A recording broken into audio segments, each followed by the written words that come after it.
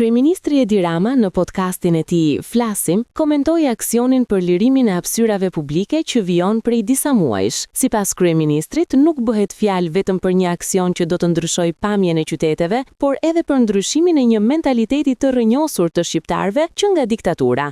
Vazhdon me këmbgulje lirimi i hapësirave publike dhe imponimi i një statusi të ri të hapësirës publike. Nuk është e lehtë. Është lufta me një mentalitet të rrënjosur me sa duket ende më thellë se sa këto 30 e kusur vite.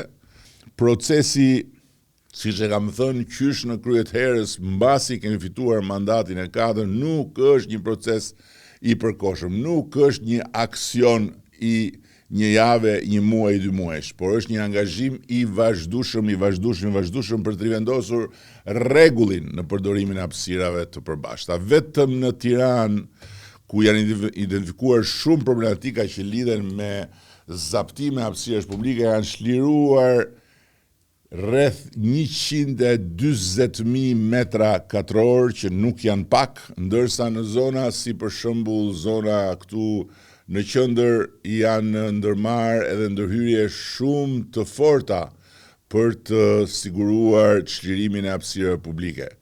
Mëtej Rama u shpreh se 70% e hapësirave publike do të jetë për komunitetin dhe vetëm 30% do të jetë në dispozicion të privatit.